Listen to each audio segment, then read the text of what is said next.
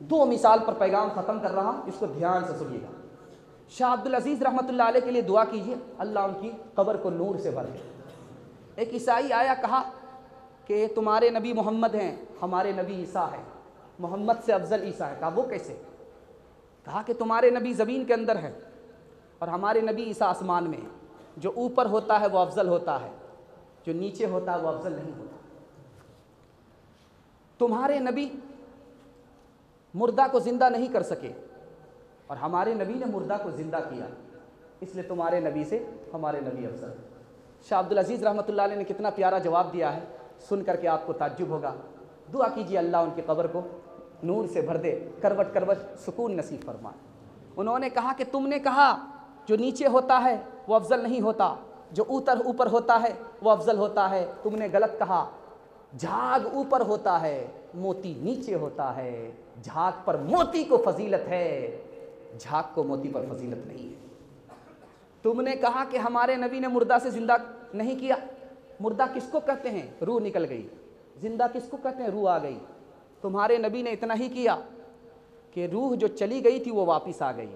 ہمارے نبی نے جو کام کر دیا وہ تمہارے نبی سے بھی نہیں ہو سکا، پتھر سے کلمہ پڑھوا دیا۔ سب سے پہلے مشیت کے انوار سے نقش روئے محمد بنایا گیا، پھر اسی نقش سے مانگ کر روشنی بس میں کونوں مکان کو سجایا گیا۔ وہ محمد بھی احمد بھی محمود بھی ذات مطلق کا شاہد بھی مشہود بھی، علم و حکمت میں وہ غیر محدود بھی، ظاہراً امیوں میں اٹھایا گیا۔ وہ محمد بھی احمد بھی محمود بھی، حشر کا غم ہو قاسم مجھے کس لیے، میرا آقا ہے وہ میرا مولا ہے وہ، حشر کا غم ہے قاسم مجھے کس لیے، میرا آقا ہے وہ میرا مولا ہے وہ، جس کے دامن میں جنت بسائی گئی، جس کے ہاتھوں سے کوثر لٹایا گیا۔ سیرت کا آخری پیغام دینے کے لیے جا رہا ہوں، آپ اس کو دھیان سے سنیے گا۔ نبی کی سنت پر جینا ہے، نبی کی سنت پر مرنا ہے۔ ہاتھ اٹھا دیے انشاءاللہ۔ بڑھاپے میں داڑھی رکھیں گے، ہاتھ اٹھائیے انشاءاللہ۔ بیوی سے پوچھ کر کے داڑھی رکھیں گے، ہاتھ اٹھائیے انشاءاللہ۔ سارے زن مرید پکڑے جا رہے ہیں، ذرا دھیان رکھیے گا۔ نبی کی سنت کو چھوڑیں گے آپ کو 4 نقصان اٹھانے پڑیں گے۔ پہلا نقصان، شاہ عبد العزیز رحمۃ اللہ علیہ کہتے ہیں آدمی جب نفل کو پکڑتا ہے تو سنت پر کھڑا ہوتا ہے، جب سنت کو پکڑتا ہے تو واجب پر کھڑا ہوتا ہے، جب واجب کو پکڑتا ہے تو فرض پر کھڑا ہوتا ہے، جب فرض کو چھوڑتا ہے تو واجب چھوٹ جاتا ہے، جب واجب کو چھوڑتا ہے تو سنت چھوٹ جاتی ہے، اور جب سنت چھوٹ جاتی ہے تو اللہ اپنی پہچان سے محروم کر دیتا ہے۔ اگر آپ سنت چھوڑیں گے اللہ اپنی پہچان سے آپ کو محروم کر دے گا۔ دوسری بات یاد رکھیے، سنت چھوڑیں گے تو مرنے کے بعد قبلے کی طرف منہ نہیں رہے گا۔ ابن رجب حنبلی بہت بڑے فقیہ ہیں، انہوں نے کفن چور کو پکڑا اور کہا کہ جب تم قبر کھودتے تھے، کپڑا کھینچتے تھے تو مردے کا چہرہ کدھر ہوتا تھا؟ تو کہا کہ 90% لوگوں کا چہرہ قبلے کی طرف نہیں ہوتا تھا۔ امام اوزاعی رحمۃ اللہ علیہ نے اس کا جواب دیا کہ یہ لوگ جب زندہ تھے تو نبی کی سنت سے منہ موڑتے تھے، اس لیے مرنے کے بعد جب قبر میں پہنچے تو اللہ نے قبلے سے منہ موڑ دیا۔ تیسری بات کو یاد رکھیں، اگر آپ سنت چھوڑیں گے تو آپ کو کیا نقصان ہوگا؟ نبی کے امتی نہیں رہیں گے۔ اللہ کے رسول نے فرمایا کہ تم میری سنت کو پکڑ لو، اگر تم سنت کو چھوڑو گے میں تمہارا نبی نہیں، تم میرے امتی نہیں۔ چوتھا نقصان آپ کو کیا ہوگا میں آپ کو بتانے کے لیے جا رہا ہوں۔ اللہ کے رسول نے کہا کہ میری سنت کو مت چھوڑنا، اگر سنت کو چھوڑو گے تو تم یہودی ہو جاؤ گے، اگر سنت کو چھوڑو گے تم عیسائی ہو جاؤ گے، میری سنت کو چھوڑو گے کہ تم اپنی ماں سے زنا کرو گے جیسے یہودی اپنی ماں سے زنا کرتے۔ سنت کو پکڑ کر کے رہیے۔ ایک مثال پر پیغام کو ختم کر رہا ہوں، ذرا اس کو دھیان سے سنیے گا۔ سونے کے 4 طریقے ہیں۔ 3 طریقہ سنت کے خلاف ہے، ایک ہی طریقہ سنت کے مطابق ہے۔ سنت کے مطابق کیوں ہے، یہ سنت کے خلاف کیوں ہے، یہ میں آپ کو بتانے کے لیے جا رہا ہوں۔ آدمی سوتا ہے، یوں سوتا ہے، پیٹھ کے بل سوتا ہے، پیٹ اوپر ہوتا ہے، پیٹھ نیچے، یہ بھی سنت کے خلاف ہے۔ کیوں؟ یہ ہارنے والے کی حالت ہے۔ جب اکھاڑے میں پہلوان لڑتے ہیں، 4 چیت ہو گئے، ہار گئے۔ ہمارے نبی نے ہارنے کی حالت کو پسند نہیں کیا، سنت کے خلاف۔ دوسرا طریقہ سونے کا ہے، پیٹ کے بل سوتا ہے، پیٹھ اوپر ہے، پیٹ نیچے ہے، یہ بھی سنت کے خلاف ہے۔ کیوں؟ یہ جہنم میں جانے والے کی حالت ہے۔ ہمارے نبی نے جہنم میں جانے والے کی حالت پسند نہیں کی، سنت کے خلاف۔ تیسرا طریقہ ہے، بائیں کروٹ پر آدمی لیٹتا ہے، بائیں کروٹ میں دل ہے، جب دل کے کروٹ پہ آدمی لیٹتا ہے تو آنکھ بھی بند ہو جاتی ہے، کان بھی بند ہو جاتے ہیں۔ جب مسجد سے صدا لگتی ہے تو آدمی سنتا نہیں ہے، اس لیے سنت کے خلاف۔ چوتھا طریقہ ہے دائیں کروٹ پر سونا، یہ سنت کے مطابق ہے۔ اس کا راز آپ کو بتانے کے لیے جا رہا ہوں۔ انشاءاللہ نبی کی سنت پر جئیں گے، نبی کی سنت پر مریں گے، ہاتھ اٹھائیے انشاءاللہ۔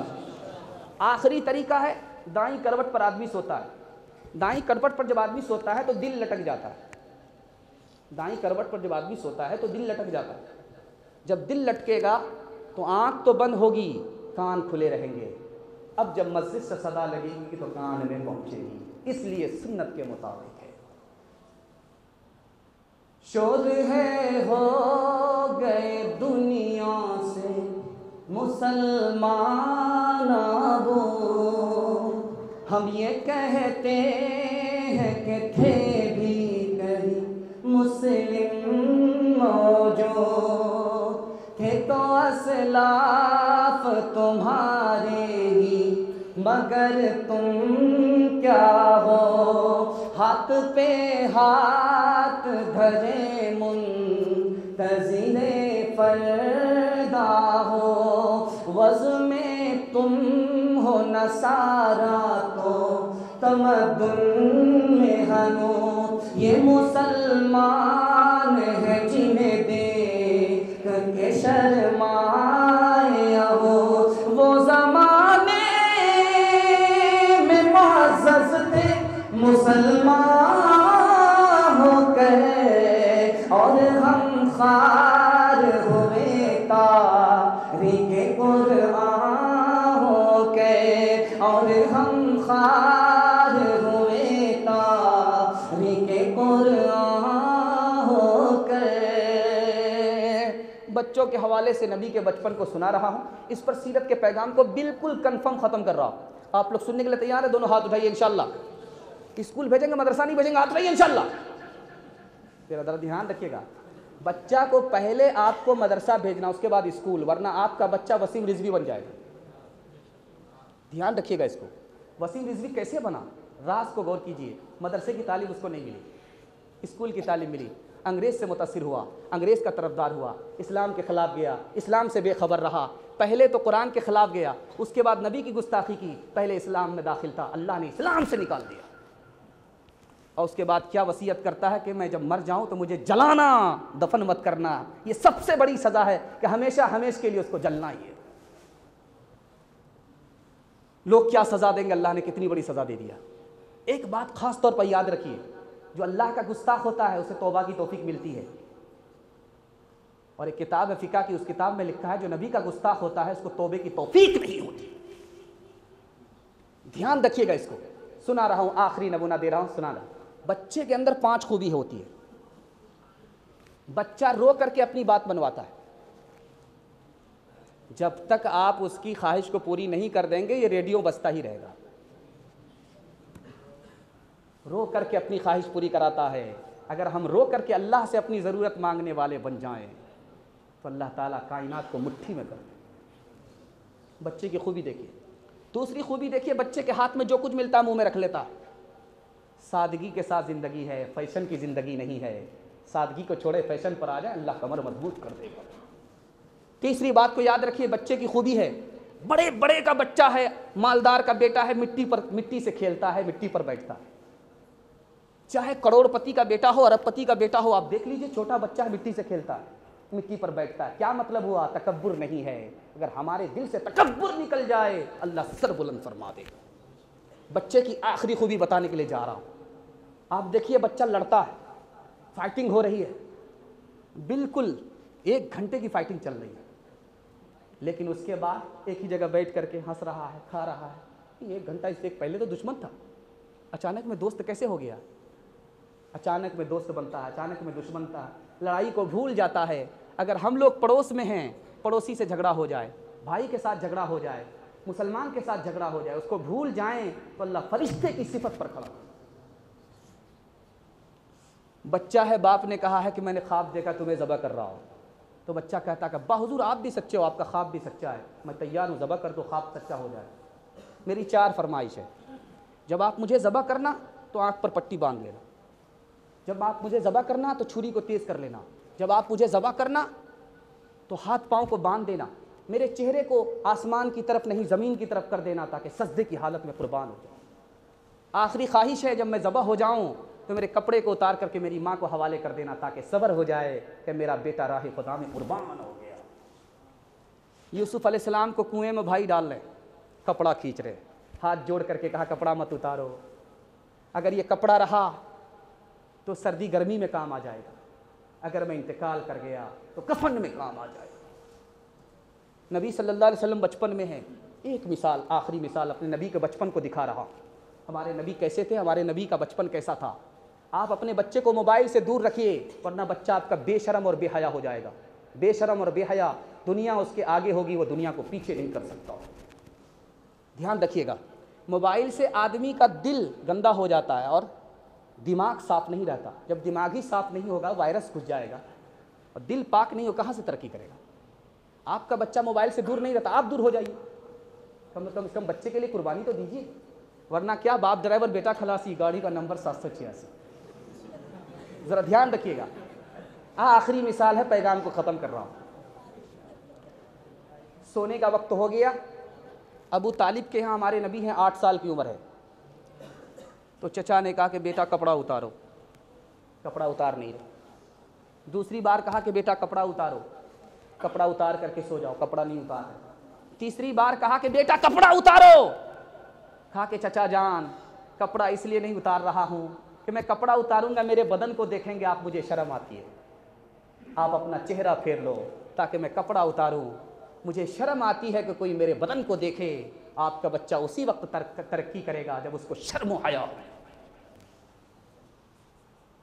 یہ تو کانٹوں بھری وادی کا سفر لگتا ہے، نعت پڑھتا ہوں تو یارو مجھے ڈر لگتا ہے، گود میں لے کہ انہیں دائی حلیمہ بولی، گود میں لے کہ انہیں دائی حلیمہ بولی، تیری آمد سے ہی جنت میرا گھر لگتا ہے، نعت پڑھتا ہوں تو یارو مجھے ڈر لگتا ہے۔ بس جوان کے حوالے سے اور ماں بہن کے حوالے سے سنانے کے لیے جا رہا ہوں، آپ لوگ سننے کے لیے تیار نہیں ہیں؟ دونوں ہاتھ اٹھا دیجیے۔ خیر ماشاءاللہ، اب لوگ ڈس بریک مار رہے ہیں، جلسہ ختم ہو رہا ہے، 2 پیغام ہے، صرف 6 منٹ کا ہے، ختم ہو جائے گا۔ 3 منٹ ماں بہن کے حوالے سے اور جوان کے حوالے سے 3 منٹ کا پیغام دے رہا ہوں۔ آپ کا جلسہ مکمل ہو گیا، اللہ ہم سب کو مکمل فرمائے، دین دنیا دونوں کی بھلائی سے مالا مال فرمائے۔ ہمارا جوان بڑی تعداد میں یہاں پر بیٹھا ہوا ہے، اس کو دل کا سکون نہیں ملتا، موبائل کھولتا موبائل بند کرتا ہے، موبائل کھولتا موبائل بند کرتا ہے، یہاں سے نکلتا وہاں سے نکلتا، یہاں سے پڑیا وہاں سے پڑیا، سکون نہیں ہے۔ سکون کیسے ملے گا یہ راز آپ کو بتانے کے لیے جا رہا ہوں۔ مائیکل جیکسن ہالی ووڈ کا ڈانسر تھا،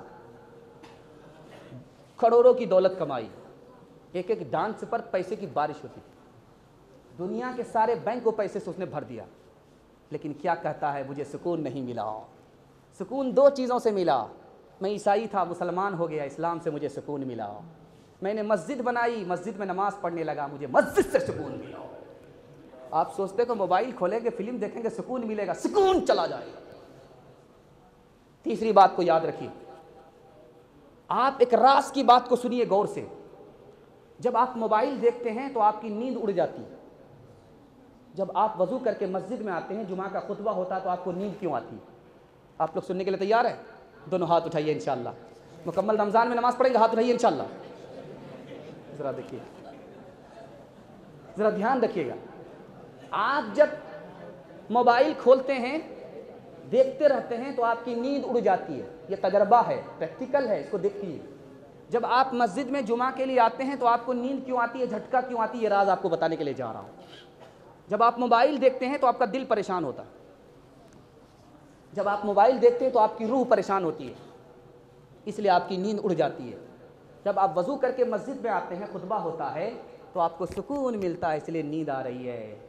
نیند پھول پر آتی ہے، کانٹے پر نہیں آتی۔ کیا دین کو قوت دے یہ جوان جب حوصلہ افزا کوئی نہیں، کیا ہوش سنبھالے یہ لڑکے خود اس نے سنبھلنا چھوڑ دیا۔ وہ سوز و گداز اس محفل میں باقی نہ رہا، اندھیر ہوا، پروانوں نے جلنا چھوڑ دیا، شمعوں نے پگھلنا چھوڑ دیا۔ اللہ کی راہیں ابھی ہے کھلیاں، سارا نشاں سب قائم ہے، اللہ کے بندوں نے لیکن اس راہ پہ چلنا چھوڑ دیا۔ اللہ کے بندوں نے لیکن اس راہ پہ چلنا چھوڑ دیا۔ موبائل نہیں دیکھیں گے، ہاتھ اٹھائیے انشاءاللہ۔ دیکھنے کے بعد توبہ کر لیں گے، ہاتھ اٹھائیے انشاءاللہ۔ دیکھیے پکڑے جا رہے ہیں، سوچ رہے ہیں کہ نہیں اب ٹھیک ٹھاک ہو گیا، اب امتحان نہیں ہوگا، آخر تک امتحان جاری رہے گا۔ ذرا دھیان رکھیے گا، آخری نمونہ دے رہا ہوں عورتوں کے حوالے سے۔ عورت اور مرد کی نماز میں 4 فرق ہے، وہ میں دکھا رہا ہوں، اس نقطے کو ذرا دھیان سے سنیے گا، جلسے کی حفاظت ہو جائے گی۔ بالکل دعا پر آپ کا جلسہ آ چکا ہے، 3 منٹ کا پیغام ہے، اللہ آپ کو جزائے خیر دے۔ آپ جم کر کے بیٹھے، کھا پی کر کے بیٹھے، آپ کو نیند بھی نہیں آئی، اللہ آپ کو آباد رکھے، شاد رکھے، دل کی مراد پوری فرمائے، مستقبل کو اللہ روشن کرے۔ ذرا دھیان دیجیے گا، عورت اور مرد کی نماز میں 4 فرق ہے۔ پہلا فرق، جب ہاتھ باندھتے ہیں، ہاتھ اٹھاتے ہیں تو مرد کان کی لو تک ہاتھ اٹھاتے ہیں، اور جب عورت ہاتھ اٹھاتی ہے تو کندھے تک ہاتھ اٹھاتی ہے، کان کی لو تک ہاتھ نہیں اٹھاتی۔ یہ پہلا فرق ہے۔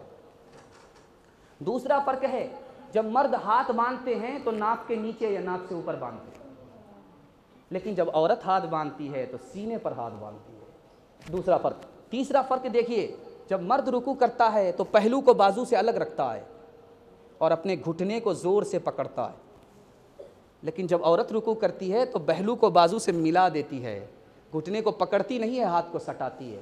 تیسرا فرق۔ چوتھا فرق دیکھیے، جب مرد سجدہ کرتا ہے تو ران کو پیٹ سے الگ رکھتا ہے، لیکن جب عورت سجدہ کرتی ہے تو پہلو کو بازو سے ملا دیتی ہے، ران کو پیٹ سے ستا دیتی ہے، تاکہ سجدہ کا سجدہ ادا ہو، پردے کا پردہ رہ جائے۔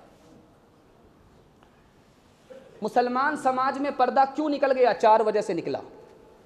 عورت ہی سب سے بڑی ذمہ دار ہے، وہ پردے ہی سے باہر نہیں نکلی، آپے سے باہر نکل گئی۔ اس کو یہی پتہ نہیں کہ ہم عورت ہیں، وہ خود پیدل ہے، خود ذمہ دار ہے۔ دوسرا ذمہ دار کون ہے؟ گھر کے لوگ ہیں۔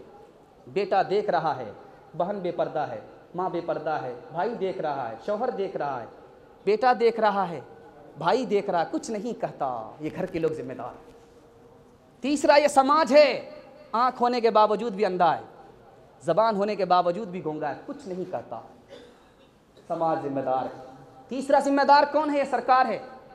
جب عورت کا کڈنیپ ہوتا ہے، اس کی آبرو لوٹی جاتی ہے، اس کو جان سے مار دیا جاتا ہے، تب لوگ شور کرتے ہیں کہ اس کو مارنا چاہیے، پھانسی پر چڑھانا چاہیے، لیکن زنا کے لیے کوئی قانون نہیں بناتی ہے، سرکار ذمہ دار ہے۔ خاص بات یاد رکھیے، سر سید احمد خان صاحب رحمۃ اللہ علیہ، دعا کیجیے اللہ ان کی قبر کو نور سے بھر۔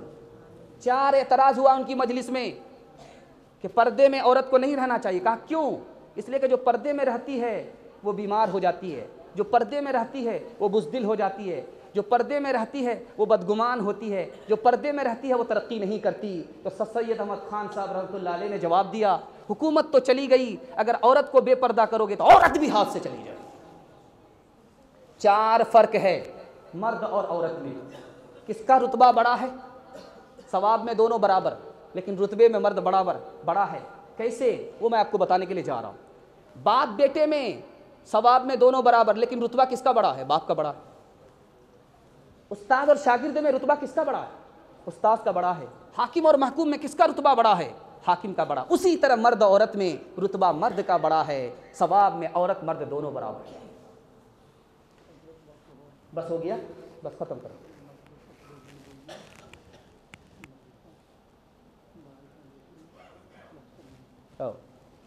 دھیان دیجیے گا, بس آخری مثال پر پیغام ختم کر رہا ہوں, اس کو دھیان سے سنیے گا.